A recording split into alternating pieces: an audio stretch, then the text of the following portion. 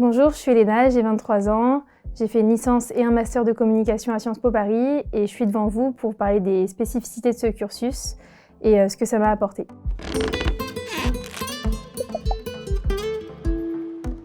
C'est quoi les sciences politiques et qu'est-ce qu'on apprend concrètement à Sciences Po? Les sciences politiques, c'est une matière qui permet de mieux comprendre le monde d'aujourd'hui et tous les enjeux qui y sont associés. À Sciences Po Paris, apprendre les sciences politiques, c'est aussi comprendre tous les mouvements politiques et essayer de comprendre comment ils se forment. Ça permet de mieux comprendre globalement les politiques qui nous entourent. Quel est le profil pour étudier à Sciences Po? Faut-il nécessairement vouloir travailler dans la politique? Alors non, pas du tout, c'est un gros préjugé. Je pense qu'il n'y a pas de profil pour faire Sciences Po Paris. Pour y avoir été pendant 5 ans, j'ai vu pas mal de types d'étudiants complètement différents qui viennent de plein de milieux sociaux différents, qui ont des origines très différentes et qui n'aiment pas du tout les mêmes choses et qui finalement n'ont pas du tout eu les mêmes débouchés à la fin de leurs études. Il n'y a pas de profil, je pense qu'il faut juste être motivé et avoir envie d'apprendre et être un petit peu curieux. Y a-t-il des spécialisations à Sciences Po? Quelles sont les différentes formations proposées? Oui, il y a des spécialisations à Sciences Po. Il y a une spécialisation en licence, mais qui est très sommaire dans le sens où en fait, on va avoir le choix entre globalement une majeure économie, une majeure politique ou une majeure en lettres. Et en fait, elle n'a pas trop d'importance, il faut plutôt choisir en fonction de ce qu'on préfère faire, parce qu'elle ne va pas avoir vraiment d'incidence sur les débouchés et le métier qu'on veut faire plus tard. Ensuite, il y a un deuxième type de spécialisation qui arrive au niveau du master, et le master est beaucoup plus professionnalisant à Sciences Po Paris. C'est à ce moment-là que vraiment le choix de la spécialisation va avoir un impact, puisque c'est là qu'on va choisir dans quel domaine on veut travailler. Quel est le programme? Quelles sont les matières étudiées dans ce cursus? À Sciences Po, il y a 6 matières principales en licence: droit, humanité, sciences politiques, sociologie, histoire, économie. Et alors, quels sont les débouchés de cette formation? Qu'est-ce qu'on fait concrètement une fois qu'on a quitté Sciences Po? On peut faire plein de choses différentes après Sciences Po. Globalement, je dirais que c'est une formation qui est assez généraliste, que c'est plutôt bien pour les étudiants, les lycéens qui ne savent pas encore ce qu'ils veulent faire. Donc vraiment, ça permet de voir plein de choses. Et donc les débouchés, ça va aussi bien du journalisme à des personnes qui vont créer peut-être leur entreprise, à d'autres personnes qui vont effectivement faire de la politique, faire du droit. Moi, j'ai une amie, par exemple, qui a décidé de faire de l'architecture. A priori, ça n'a pas grand-chose à voir avec Sciences Po, mais ça a été permis pour elle grâce à Sciences Po. Donc vraiment, il n'y a pas trop de limites. C'est plutôt un socle de connaissances qui va permettre de s'orienter vers ce qu'on veut faire vraiment. Quel est l'emploi du temps, la journée type à Sciences Po?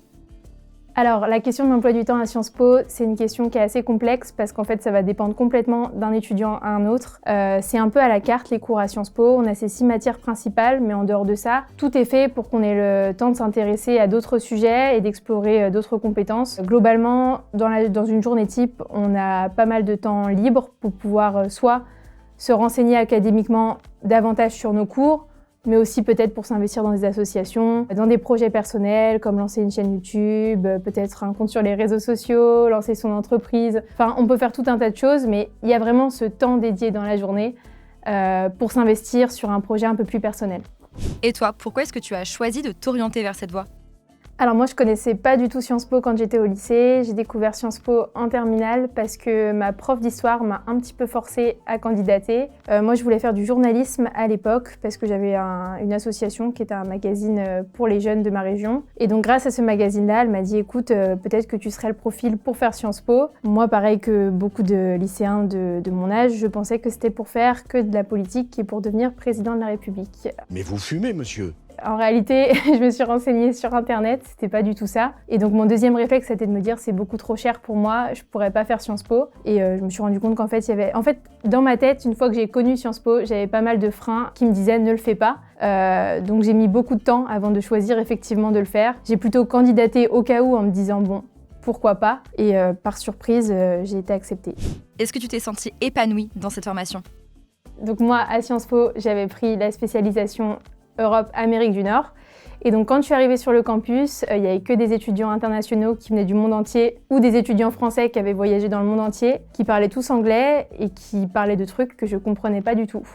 C'est-à-dire des références à des livres de politique, à des livres de sociologie. Et donc j'ai juste rien compris et même si ces gens-là n'essayaient pas de m'exclure, je me suis automatiquement sentie très exclue et donc j'ai passé mes premières années à Sciences Po en me sentant très seule, ou alors en étant amie qu'avec les gens qui étaient comme moi et qui venaient pas de ces milieux-là. Donc c'était pas facile, mais au fur et à mesure, en fait, je me suis rendu compte en demandant de l'aide et justement en me faisant ces premiers amis-là que le frein, c'était plutôt moi qui me le mettais toute seule, comme pour postuler à Sciences Po au final. Et donc au fur et à mesure, ça s'est fait. Après, bon, je pense que c'est normal quand on va dans une grande école de se rendre compte que les choses sont vachement différentes de ce qu'on avait vu avant. Ce sera forcément de façon toujours très différente du lycée dans tous les cas, peu importe la formation qu'on choisit.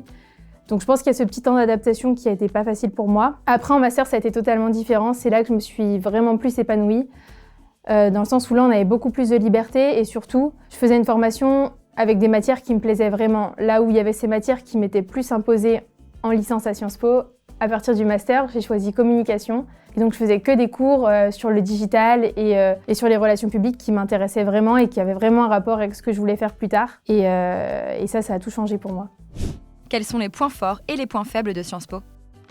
Pour moi, le vrai point fort de Sciences Po, c'est que ça donne des clés pour obtenir des opportunités et surtout pour justement s'ouvrir un peu plus au monde. Et Sciences Po, ça m'a vraiment appris à ouvrir moi-même des portes qui étaient peut-être pas forcément ouvertes pour moi. Et je pense que Sciences Po, c'est un petit peu un passeport pour faire beaucoup de choses en France en termes de métier. Comme je vous le disais, les débouchés sont super vastes.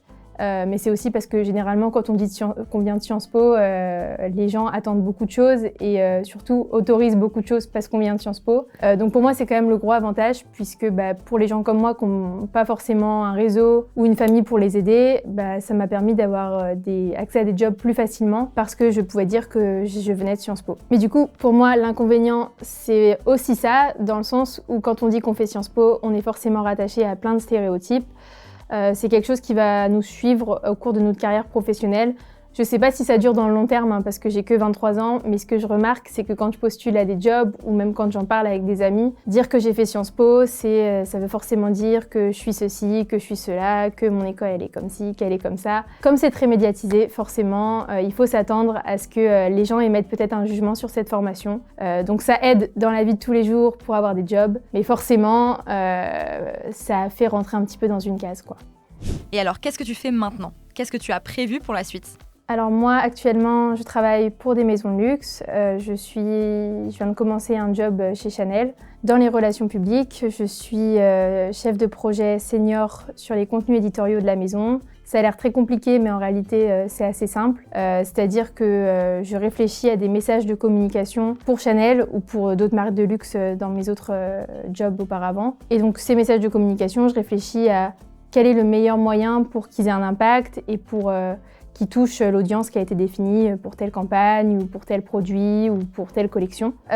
Forcément, c'est un des nouveaux métiers un peu du digital que Sciences Po m'a permis de découvrir via des stages et via les cours que j'avais. Notamment, je parlais des cours en relations publiques et c'est là que j'ai découvert ce secteur.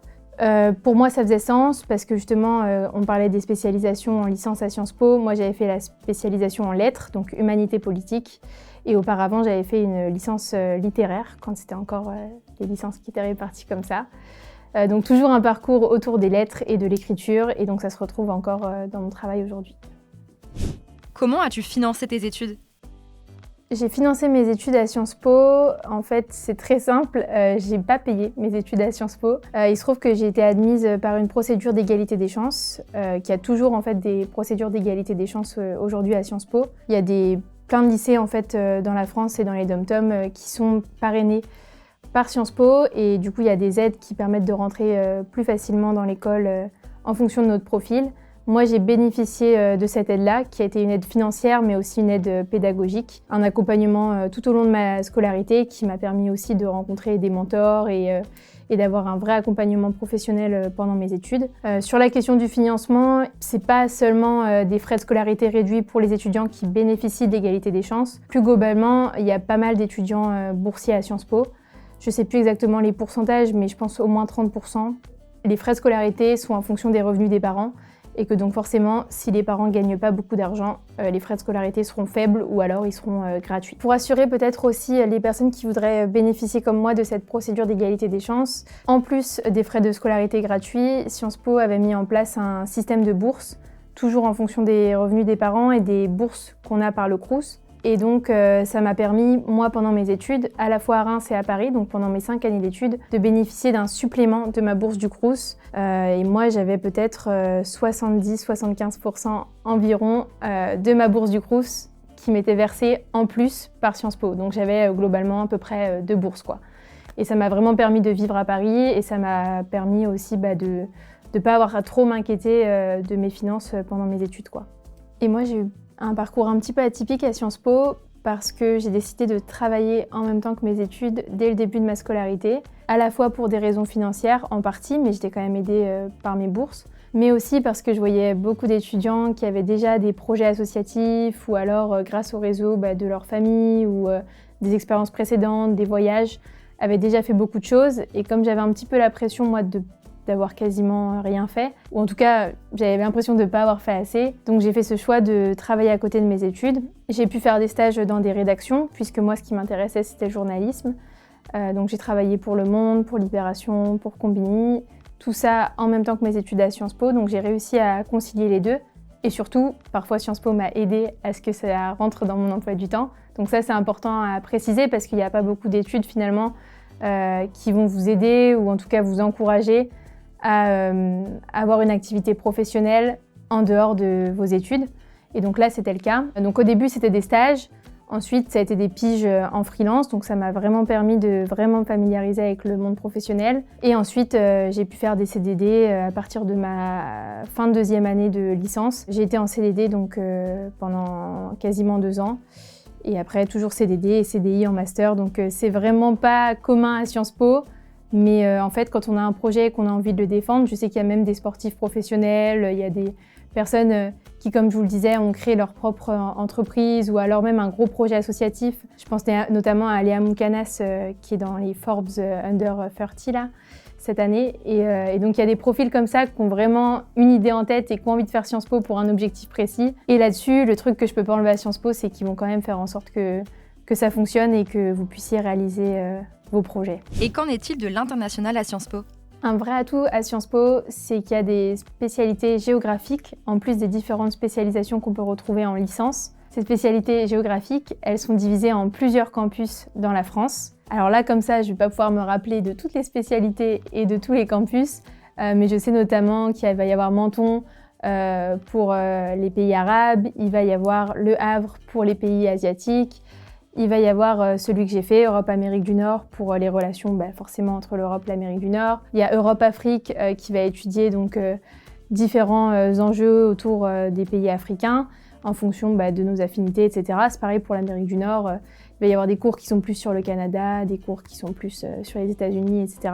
Et donc ces spécialités géographiques, ça va se retrouver donc à la fois dans les matières qu'on va étudier et dans les cours qu'on va avoir, mais ça va aussi se retrouver dans les langues dans lesquelles on va faire nos cours. Donc Europe-Amérique du Nord, moi j'ai fait tous mes cours en anglais, absolument tous, même les mathématiques, et je déteste les mathématiques, et donc ça il faut quand même s'y préparer, parce que par exemple quand on fait le campus de Dijon et que les cours sont en allemand, il faut être prêt à vouloir faire toutes ces matières en allemand. Toujours dans ces relations avec l'international, il y a une autre particularité à Sciences Po, c'est que la 3e année de licence, elle se passe obligatoirement à l'étranger. Sciences Po a des partenariats avec pas mal d'universités à travers le monde. Et donc, on peut effectuer des vœux. De mémoire, c'est peut-être 5 vœux pour des universités à travers le monde en fonction de nos intérêts, en fonction des cours qu'on va étudier dans chacune de ces universités et de pourquoi on va aller dans un pays ou dans un autre pays. Et donc, ces choix-là, Sciences Po va ensuite faire un choix et nous envoyer 1 an dans cette université, cette école, donc sans frais de scolarité ou avec des frais de scolarité un petit peu différents grâce au partenariat, avec un suivi pour être sûr que l'université nous convient, qu'on s'y sent bien et qu'on y est épanoui. Donc ça va vraiment plus facilement des États-Unis, mais ça peut être aussi partir dans plein de pays auxquels on n'aurait pas pensé et ça permet vraiment d'étendre notre regard sur le monde et de découvrir une nouvelle culture. Moi en l'occurrence, j'ai 23 ans, je suis partie en année Covid. Puisque c'était il y a 3 ans. Donc en fait, je ne suis pas partie. Et donc j'ai fait mon échange à distance dans une université à Boston qui était la Northeastern University. C'était très cool, par contre les cours étaient entre 10h du soir et 3h du matin. C'était génial parce que comme je vous disais, je travaillais la journée. Par contre, c'était assez intense. Après, j'ai d'autres amis qui ont réussi à partir et pour qui ça a été une superbe expérience d'avoir un an comme ça, une pause où ils peuvent vraiment être à l'étranger et voir autre chose tout en faisant leurs cours. Et en réalité, il y a beaucoup d'étudiants, de lycéens qui choisissent Sciences Po pour cette 3e année à l'université à l'étranger parce que ça favorise aussi l'accès à de très grandes écoles. Il y a notamment des partenariats avec des Ivy League aux États-Unis. Et donc le processus d'admission à ces Ivy League, comme l'Université de Pennsylvanie ou alors Columbia, est beaucoup plus facile quand on est à Sciences Po que si on n'était pas à Sciences Po et qu'on y postulait directement. Là où j'aimerais rassurer les lycéens, c'est que rentrer à Sciences Po, c'est pas aussi difficile qu'on le croit. En réalité, il n'y a pas besoin d'essayer de rentrer dans une case, d'avoir été dans 10 000 associations avant, d'avoir la meilleure moyenne du monde pour intégrer l'école. Moi-même, j'ai eu des résultats au lycée qui ont fait ça. Ça m'a pas empêché de rentrer à Sciences Po. Je pense qu'ils prennent des profils qui sont convaincus que Sciences Po pourra leur apporter quelque chose et que c'est vraiment ça qui est important pour eux. Et je sais que ça peut faire peur et que ça peut être stressant de rejoindre une grande école ou en tout cas d'y candidater. Mais en réalité, il n'y a pas trop d'enjeux, quoi. Au pire, ça ne fonctionne pas, mais au mieux, ça passe. Et voilà, ça pourra avoir un impact sur vos études qui sera considérable.